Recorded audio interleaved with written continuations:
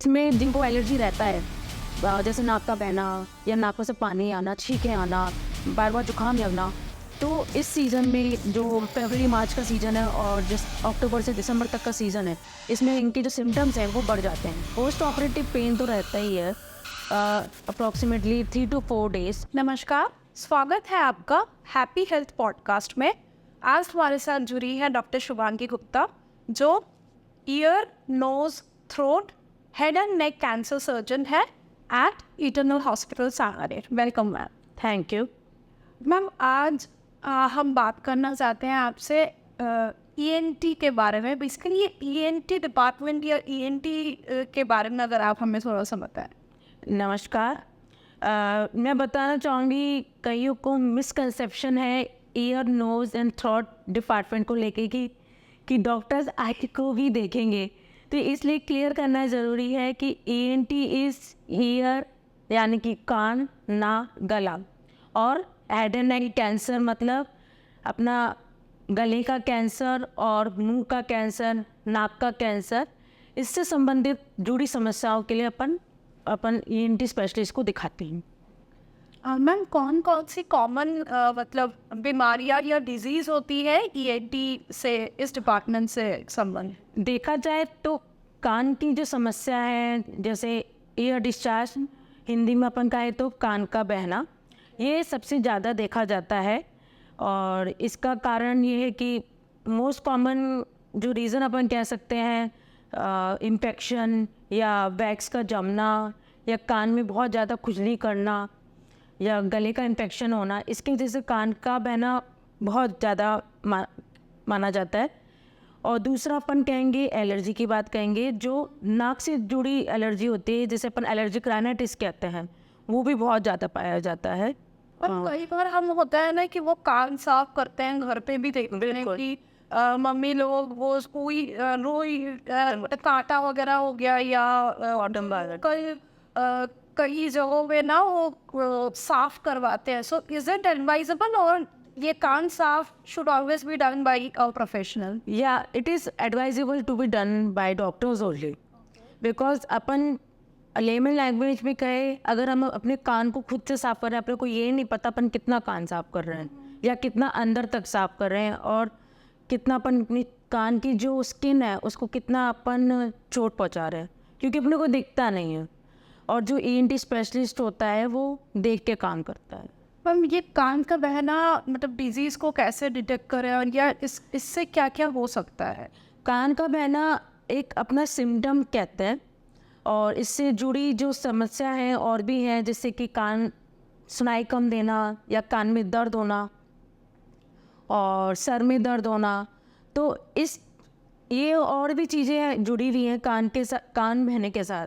इस चीज़ को प्रॉब्लम लेकर आता है पेशेंट, तो फिर डॉक्टर यही देखता है कि कब से बह रहा है और कितना बह रहा है और किसका कलर कैसा है, कंसिस्टेंसी कैसी है। तो इन सब बातों से ही पता चलता है कि कान बहने का कारण क्या है। मैम, इसका विकल्प क्या कोई सर्जरी करनी पड़ती है पेशेंट्स को, या क्या होता है? नहीं, हमेशा सर्जरी ही ऑप्शन नहीं है, पहले ये देखना पड़ता है कि कारण क्या है। It depends upon the reason, it depends upon the diagnosis of ear discharge. कान बहने के 2 कारण बहुत इम्पॉर्टेंट है। पहला है एक्यूट ऑक्टासिस एक्सटर्ना, जो कान का इन्फेक्शन है, जो अपने कान के बाहरी या एक्सटर्नल ईयर की वजह से है, उसमें अपन सिर्फ मेडिसिन से ही सही कर देते हैं। जो मिडिल ईयर से रिलेटेड ईयर डिस्चार्ज है, उनके कारण ये है कि जो कान का पर्दा है उसमें छेद हो जाना या छेद के साथ साथ कान की हड्डियाँ भी गल जाना, उन केस में अपन सर्जरी प्रेफर करते हैं। Surgery is the only option. और जब कान की हड्डियाँ भी गलने लग जाती हैं, तब अपन मस्टॉइड भी करते हैं साथ साथ में। इसमें हम मस्टॉइड ऑपरेशन में जो अपनी हड्डियाँ गल गई हैं उसको निकालते हैं और सारी बीमारी निकाल देते हैं, और जो हड्डियाँ गल गई हैं उसको भी निकालते हैं, और अपन नई हड्डियाँ बनाते हैं, उसको लगाते हैं, जिससे कि पेशेंट को उसका जो हियरिंग मैकेनिज़्म है नियर नॉर्मल हो सके। मैम, बच्चों में कौन कौन से ऐसे मतलब इश्यूज़ हैं जो बहुत कॉमन है? बच्चों में देखा जाए तो मोस्ट कॉमन इश्यू तो जो उनका सिम्टम बताती हूँ पहले, कि माउथ ब्रीदिंग, जो मुंह से सांस लेना, ये मुंह से सांस लेना और खर्राटे लेना। इसका मेन कारण ये है कि नाक के पीछे एक मांस कहते हैं जिसे हम एडेनोइड कहते हैं, वो बचपन में बढ़ा हुआ ही होता है, पर जैसे जैसे उम्र बढ़ती जाती है उसका साइज़ घटता जाता है। पर कुछ बच्चों में वो नहीं हो पाता, उसका साइज़ नहीं घटता, तो बच्चा मुंह से ही सांस लेता है क्योंकि वो नाक से सांस नहीं ले पाता, क्योंकि वो जो मांस है वो रास्ता रोक रहा है, सांस का रास्ता रोक देता है। तो इस केस में हम लोग उस एडेनॉइड ऑपरेशन करते हैं जिसे हम एंडोस्कोपिक पावर्ड एडेनॉइडेक्टमी कहते हैं, उसको दूरबीन से किया जाता है। साथ में बच्चों में रिकरेंट कोल्ड एंड कफ की भी कंप्लेंट होती है कि बार बार कुछ भी खाने से या बाहर का कुछ भी खाने से या आइसक्रीम खाने से बार बार गले में इन्फेक्शन हो जाता है, गले में दर्द होता है, फीवर होता है। उस केस में बच्चों का अगर देखा जाए तो टॉन्सिलाइटिस कहते हैं अपन, टॉन्सिल का इन्फेक्शन वो बहुत पाया जाता है। अगर साल में 5 से 6 बार से ज़्यादा उस बच्चे को टॉन्सिल का इन्फेक्शन हो रहा है तो हम इसको रिकरेंट टॉन्सिलाइटिस कहते हैं, और इस केस में हम प्रेफर करते हैं कि बच्चा अपना टॉन्सिल का ऑपरेशन करवा ले, जिसे हम टॉन्सिलेक्टमी कहते हैं। मैम, ये टॉन्सिल्स के ऑपरेशन जनरली किस एज में होता है या कब कराना सही रहता है?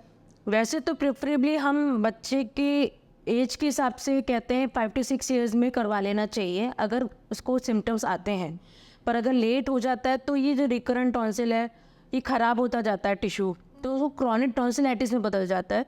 तो फिर अडल्ट एज में भी हम करते हैं, क्योंकि टॉन्सिल का बार बार इन्फेक्शन होना, रिकरेंट इन्फेक्शन होना ठीक नहीं है, क्योंकि वो पूरी बॉडी पे इफेक्ट करता है। टॉन्सिल्स का सर्जरी जो है वो किसी भी एज में होता है, बच्चों का ही नहीं, वो बड़ों में? हाँ, कहते हैं कि 20-25 साल तक में करा लेना चाहिए, लेट नहीं करना चाहिए, जितना जल्दी हो सके। अगर है प्रॉब्लम हो रहा है कि 5 से 6 बार बार टॉन्सिल का इन्फेक्शन हो रहा है तो वेट नहीं करना चाहिए।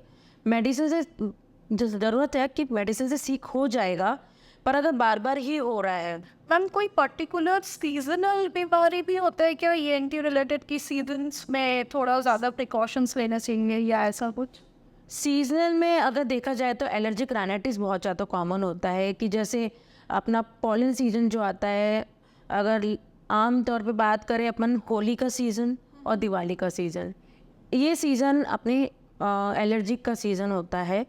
तो इसमें जिनको एलर्जी रहता है, जैसे नाक का बहना या नाक में से पानी आना, छींकें आना, बार बार जुकाम लगना, तो इस सीज़न में जो फरवरी मार्च का सीज़न है और जिस अक्टूबर से दिसंबर तक का सीज़न है, इसमें इनके जो सिम्टम्स हैं वो बढ़ जाते हैं, तो ये एलर्जी के सिम्टम्स बढ़ सकते हैं। तो मैम, कुछ पर्टिकुलर टिप्स आप देना चाहेंगे कि जिन भी पेरेंट्स के छोटे बच्चे हैं तो उनको हम, मतलब ये टॉन्सिल्स जो आपने बोला कि आइसक्रीम, बच्चे हैं तो आइसक्रीम खाएंगे ही, गर्मी का सीज़न है तो बार बार नहाना भी चाहते हैं, तो कुछ पर्टिकुलर प्रिकॉशंस हमें लेना पड़ता है या मतलब प्रिकॉशंस ऐसे हैं कि जिससे सेंसिटिविटी है गले की, ये आप एक बार नोटिस करें तो जितना हो सके अपन अवॉइड करें। अगर अवॉइडेंस ये है कि अवॉइड करने के बाद भी फिर भी इन्फेक्शन बार बार लग रहा है तो हमें दूसरा ऑप्शन देखना चाहिए, प्रेफरेबली सर्जरी। अगर मतलब टॉन्सिल एक ऐसी चीज़ है कि उसका इन्फेक्शन सिस्टमेटिक पूरी बॉडी को इफेक्ट करता है, नॉट ओनली टॉन्सिल्स। तो टॉन्सिल्स अगर लाइक टॉन्सिलेक्टमी सर्जरी में अगर टॉन्सिल्स पे ऑपरेशन हो रहा है, वो निकल जा रहा है, तो इससे क्या हमें कुछ हार्म हो सकता है या टॉन्सिल का मतलब आप टॉन्सिलेक्टमी में क्या? After tonsillectomy post operative pain तो रहता ही है, अप्रॉक्सीमेटली 3 to 4 days, तो इसलिए हम डाइट भी उस हिसाब से ही बताते हैं कि पेन कम हो जाए। पर afterwards it is very normal, आप आराम से within 7 days normal routine daily life में अपना कवर कर सकते हो। तो मतलब बच्चे का ऐसा नहीं है कि उसका बच्चों के लिए बहुत जल्दी ही फिर से बच्चों के लिए मैं कहना चाहूँगी कि एक्चुअली स्कूल गोइंग चिल्ड्रन होते हैं तो उनको हफ्ते भर तक तो या 1 week तक अपन रेस्ट पे दें, घर पे बैठ के आराम से कुछ भी कर सकते हो। पर बाहर इसलिए मना करते क्योंकि कंटामिनेशन होता है, एनवायरमेंटल पोल्यूशंस है और दूसरे बच्चों के साथ भी रहेगा तो क्रॉस इन्फेक्शन का डर रहेगा। तो सबसे बेस्ट टाइम है कि जब उनके छुट्टी हो, बिल्कुल समर हॉलीडेज आ गया या विंटर ब्रेक्स आ जाते हैं तो बच्चों का तब ऑपरेशन कराना सही भी रहता है, क्योंकि बच्चा आराम से रेस्ट कर पाता है। उसका जो पेन होता है गले का, वो बच्चा आराम से बैठ के मतलब रेस्ट कर सकता है basically. Thank you so much ma'am, thank you for your valuable opinion. आज हमारे साथ थी डॉक्टर शुभांगी गुप्ता, जिन्होंने हमें काफ़ी information the regarding the ENT department and उससे जुड़ी हमें काफ़ी वैल्यूएबल ओपिनियंस भी मिले डॉक्टर साहब की, एंड हमारे काफ़ी आइडियाज़ भी क्लियर हुए। हमें अपने बच्चों को कैसे रखना है, इन सब चीज़ों के बारे में भी हमें पता चला। ऐसे ही और भी इंफॉर्मेटिव सेशंस के लिए, अवेयरनेस वीडियोस के लिए जुड़े रहें हमारे हैप्पी हेल्थ पॉडकास्ट के साथ। Thank you.